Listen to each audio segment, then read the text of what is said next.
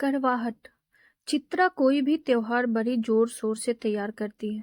अब तो उसके सुहाग का त्योहार करवा चौथ आ रहा है। आज बाजार गई और नए कपड़े, श्रृंगार का सामान, साथ ही बच्चों के कपड़े भी ले आई। बड़ी खुशी से घर का सारा काम कर रही है। बेटी के लिए भी उसके सिंधारे का सामान ले आई।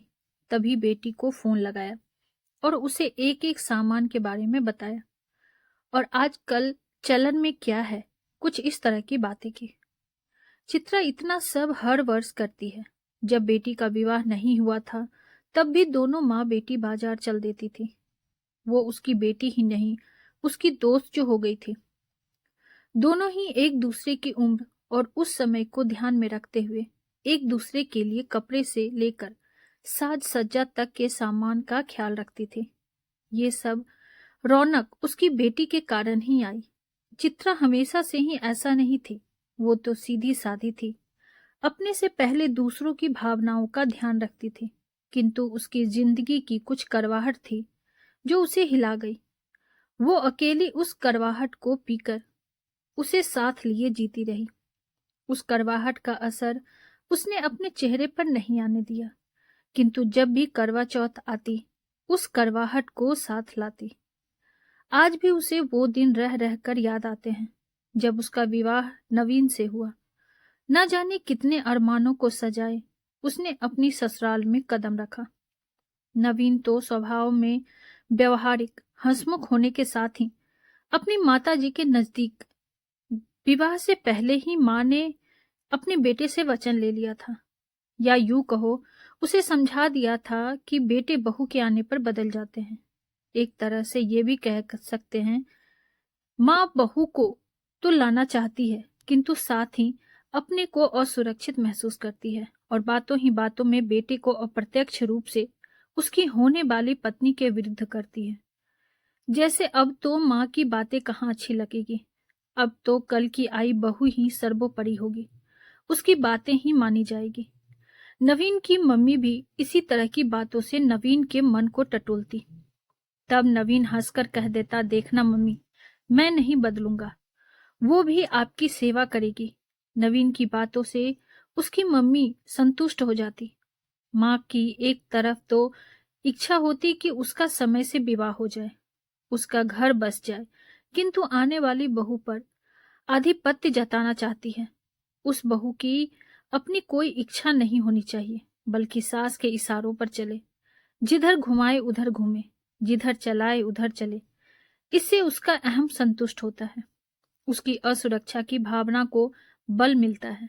किंतु ये नहीं सोचती कि ये दूसरे घर से आई है, इसकी भी कुछ भावनाएं अथवा इच्छा होगी। चित्रा की सास भी इसी तरह की थी।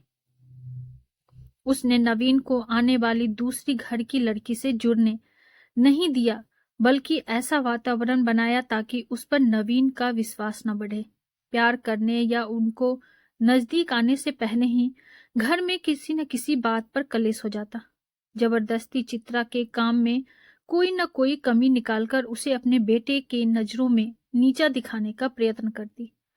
नवीन चित्रा के काम और उसकी मेहनत को देखते हुए उसे समझाने का प्रयत्न करता, कहता, जैसा मम्मी कह रही है उनके अनुसार चलने में क्या जाता है। तब चित्रा उसे समझाने का प्रयत्न करती, उसे हर परिस्थिति से अवगत कराती। नवीन उसकी बातें सुनता अवश्य, किंतु बाद में परिणाम सुनने ही आता और कहता, जैसा वो कहती है वही करने में तुम्हारा क्या जाता है। उसे पता था कि मैं सही हूं, किंतु मुझे वो बेवस नजर आता और मैं भी उसमें उस इंसान को ढूंढने का प्रयत्न करती जो सही के लिए मेरे साथ खड़ा हो। किंतु चित्रा ने कभी उसे अपने साथ खड़ा नहीं पाया।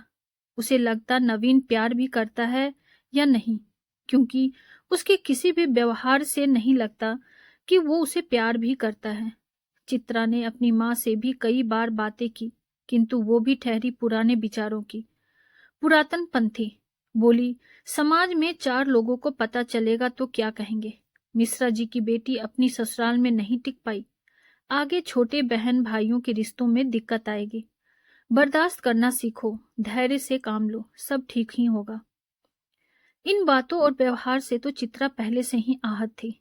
अब तो अनाहिता ने भी उसके जीवन में प्रवेश किया। वो उसके पेट में थी। चित्रा की उन दिनों तबीयत खराब रहती, शरीर के अंदर अजीब सी बेचैनी रहती। चित्रा नवीन से बोली, मुझे डॉक्टर को दिखा दो। तो सास ने कुछ नहीं कहा, तो नवीन भी उसे लेकर नहीं गए, जब तक कि माँ ने नहीं कहा। और वो कहती कि सब काम न करने के चोचले हैं, जिसे घर का काम न करना पड़े। इसी तरह दिन कट रहे थे। 6 माह बीत जाने पर अब थोड़ा वो संभल रही थी। तभी त्योहारों के दिन आ गए, जिनमें से एक त्योहार करवा चौथ भी था। चित्रा की मम्मी ने कहा ऐसी हालत में व्रत नहीं रखना, किंतु सास ने कहा क्यों नहीं रखना चाहिए, साल भर का त्योहार है, एक दिन व्रत रख लेगी तो कुछ नहीं होगा। चित्रा ने अपनी माँ की बातों को नजरअंदाज कर व्रत रखने का निर्णय लिया। न रखने पर उसे अंदाजा था कि त्योहार में घर में क्या हो सकता है। वो क्लेश का कारण नहीं बनना चाहती थी। माँ कहती थी कि जब बच्चे का घर वालों को पता चलेगा तो सबके व्यवहार बदल जाएंगे, किंतु चित्रा के साथ ऐसा कुछ नहीं हुआ। जैसा कि चलचित्रों में दिखाते हैं, घर में सभी प्रसन्न होते हैं। ससुर बहू के लिए, उसके खाने के लिए उसके पसंद की चीजें लाते हैं। पति अपनी पत्नी को खुशी में गोद में उठा लेता है। सास कहती है, बहू तुम अब ज्यादा काम मत करो, आराम करो, और वो बहू सबकी दुलारी बन जाती है। घर में चारों ओर सकारात्मक वातावरण होता है, किंतु ये सब चित्रा के कभी न पूर्ण होने वाले सपने थे। जब उसके घर में पता चला तो सास का एक तीर उसकी तरफ तेजी से आया।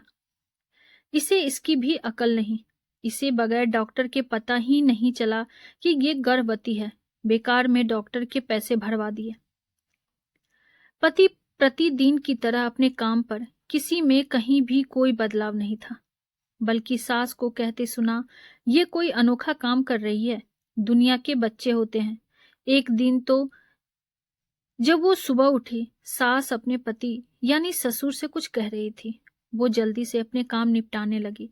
तब ससुर ने नवीन से कहा, भाई ये कैसे बच्चे होंगे जो सुबह के नाश्ते को भी देर हो गई। नवीन बोला, रात में इसे थोड़ी दिक्कत थी, इसीलिए देरी से आंख खुली।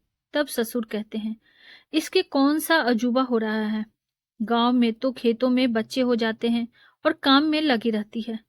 इन्हें इतनी सुविधा मिली है तो नखरे ही हो रहे हैं। घर में एक भी सदस्य ऐसा नहीं जो सास की सोच के विपरीत चला जाए, क्योंकि हर कोई गृह क्लेश से बचना चाहता था। जानते हुए भी कि जो हो रहा है गलत है, फिर भी सब चुप थे। एक दिन चित्रा ने परेशान होकर अपनी सास से कह ही दिया, जब आपको इतनी ही परेशानी थी तो आपको अपने बेटे का विवाह ही नहीं करना चाहिए था। नवीन से मेरे लिए तो वायदा ले लिया कि बहू आकर सेवा करेगी, जिन्हें मैं अब भी ठीक से जानती नहीं। नवीन ने अपनी माँ से कोई वादा क्यों नहीं लिया कि मेरी पत्नी से अच्छा व्यवहार करना। सास ने उस समय तो कुछ नहीं कहा और चुपचाप पता नहीं क्या सोचकर अपने कार्य में लगी रही। 3 दिन बाद करवा चौथ था। चित्रा के घर से खूब सारा सामान आया, उसके लिए साड़ी, श्रृंगार का सामान इत्यादि। चित्रा भी भूल गई कि उसकी सास और उसके बीच क्या बात हुई। रात को उसने मेहंदी लगाई, सुबह के लिए तैयारी पहले ही करके रख ली थी। उसके 6वें माह की आखिरी तारीख थी। डॉक्टर ने उसे खाली पेट रहने के लिए मना किया था। रात के पश्चात उसे भूख लगती थी। उसने कुछ न खाकर 1 कप चाय मांगी, क्योंकि बिना नहाए वो रसोई में नहीं घुस सकती थी। किंतु सास ने सुनकर भी नहीं सुना। चित्रा को परेशानी हो रही थी। उसने स्वयं जाकर चाय बना ली। उसे देखकर उसकी सास ने जो शोर मचाया, वो शब्द आज तक भी उसके कानों में गूंजते हैं। बोली, ये देखो, ये त्योहार में अशुभ कर दिया, ये तो मेरे बेटे का बुरा चाहती है। सुबह से ही चाय गटकने बैठ गई और जोर जोर से रोने लगी और कहने लगी, अरे मुझे कहती है कि बेटे का विवाह क्यों किया। मैं क्या बुरा चाहूंगी, मैं तो इन लोगों की दुश्मन हो गई। ये तो मुझे मिलकर घर से निकाल देना चाहते हैं। मैं किसी को क्या कहूंगी, मुझे तो 2 रोटी खानी है, वो भी ठीक से नहीं मिलती। इतना शोर सुनकर पति का चेहरा लटक गया। 2 दिन से वो भी प्रसन्न नजर आ रहे थे। चित्रा उस चाय को कैसे पी पाती। वो चाय नाली में गई।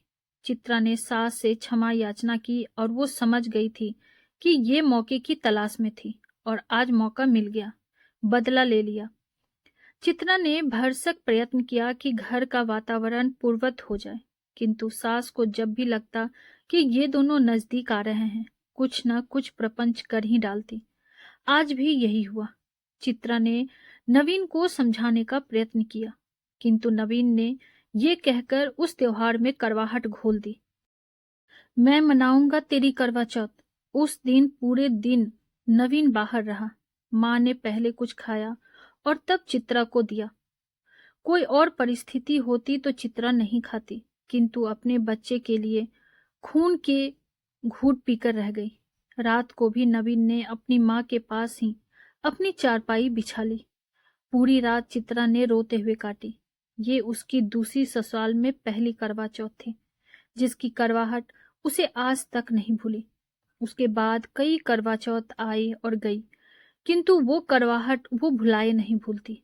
हर वर्ष एक टिस सी उभरती है, फिर भी वो अपने रीति रिवाज और संस्कार निभाती है, क्योंकि ये रिश्ते हमें बुरे अनुभव अवश्य दे जाते हैं, किंतु ये रिश्ते बुरे नहीं होते, वरन उस रिश्ते की गरिमा को न समझने वाला इंसान बुरा होता है। हमारी जिंदगी में गिने चुने रिश्ते ही हो पाते हैं। माता पिता, भाई बहन, ससुराल में सास ससुर और पति, ननद अथवा देवर, इनमें से कोई भी रिश्ता बुरा नहीं है, किंतु उस रिश्ते को निभाने वाला व्यक्ति उस रिश्ते के लायक है या नहीं, ये पहचानना मुश्किल हो जाता है।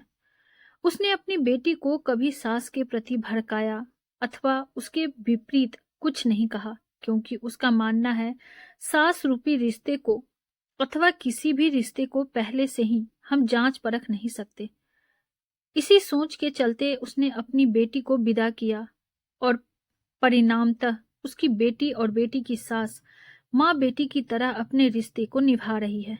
ये तो रिश्तों की आपसी समझदारी है कि कौन सा रिश्ता कितनी दूर तक जाता है। ये तो आवश्यक नहीं कि जो कटु अनुभव चित्रा को हुए वो सभी को हो।